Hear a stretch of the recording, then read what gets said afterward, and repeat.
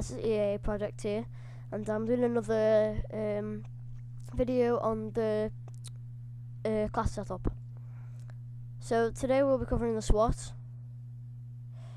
Last episode, if you haven't seen that one, I suggest you check it out. It's quite good. Got some quite good information from our point of view. Today we're doing the Swat, and I use this gun around the total. Because last episode I told you about the iron sights and the way I use the gun, things like that. So before I kick this episode off, I made a new PS3 account last night. I was on Skype to make Speedy, and I made it called the TheEaaProject as a new PS3 account. Now this won't be my main account, but I'll play on this account with you guys if you wish to play with me.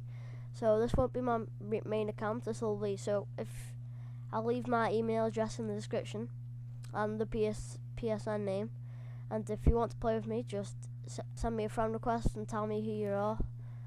Off YouTube, just send me a little message on the friend request saying from YouTube, and then I'll add you, and you can play some. You can choose what game mode we play and what gun I use and stuff like that.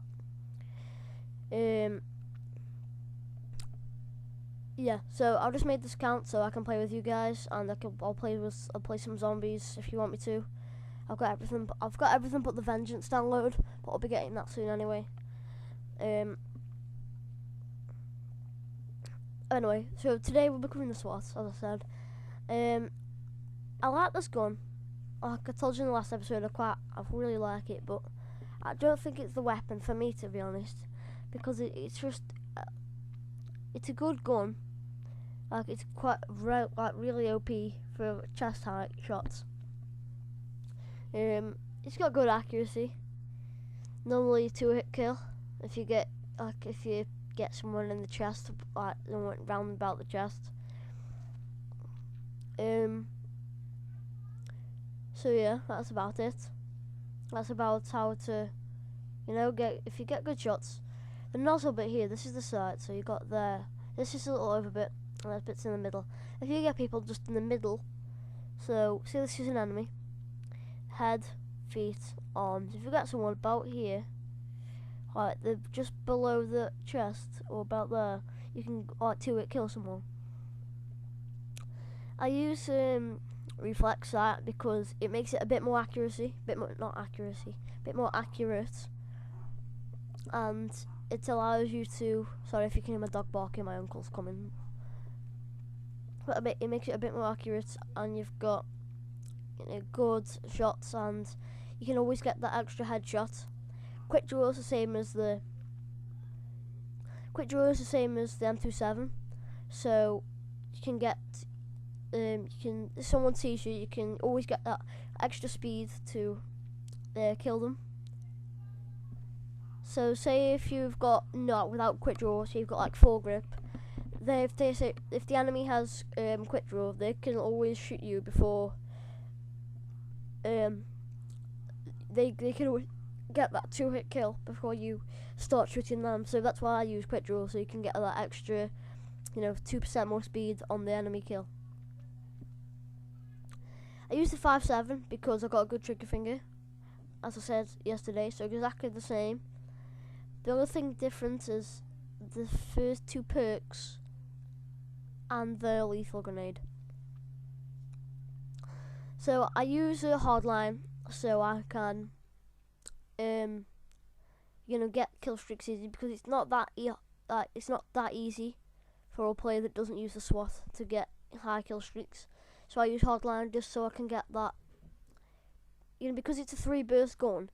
You don't have that fully automatic safety shot, so you don't know if you're always going to hit them because it's not fully auto. So say if you're shooting at someone and it's not fully auto, you don't know if it's actually going to get the hit or get him in the right spot or anything like that. I use cold-blooded so I can stay off the radar, and so I can not stay off the radar, so I can I'm resistant to dual bands, target finder, sensor grenades, and MMS and all stuff like that. And so when people aim at me down the sights, they can't actually see me. So that also gives me safe from sitting in a building. Like so there's a couple of maps like that. Standoff's a good one. If you're sitting in one of the sniping windows, you can always get that like extra, you know, if you quite blend into the background in your area, you can always have a bit more stealth, and you can always get that good headshot kill or something like that. It always gets, obviously always good. Dexterity, so I can mantle objects and aim down sights while I'm after sprinting. Because it's a 3 burst weapon, you don't want to aim down the sights slow, because it's a 3 burst weapon, so you need to have a good trigger finger to keep shooting it. So dexterity gives you that extra speed to get up there quicker, so you can get that extra chest kill so quickly and get it done with. Silencer is also a good attachment to have instead of reflex or quick draw, because you can, when you've got dexterity, you can run up to someone. You've got hiding from the minimap. You haven't got to get many kills because the suppressor range is like 5% lower. And the dexterity is when you're running, you can always get that silent kill and keep going around and pick enemies off. A grenade is so I can throw it in buildings, and I haven't really looked at grenades and anything much yet. I'm just trying to get, getting good at the game and things like that. So I use a grenade mainly, so I can throw a grenade in a building, trap someone in the building so they can't really get out, cover the entrances and everything with teammates, block their exits and things, and so they just get obliterated by grenades. And the concussion grenade, the concussion grenade is so I can stun enemies. So when you've got a grenade, it's good to throw in a concussion first, make sure someone's there. If there's someone there who hasn't got tactical mask or something like that, flat jacket is a really bad thing to have when you're trying to throw a grenade and get a kill. But you throw a concussion in first, make sure someone's there, tell your teammates to go round, block all the exits, lock down the building, kill everyone else in there apart from the top floor, and blocks their exits and all that, and then they just get buttered by grenades.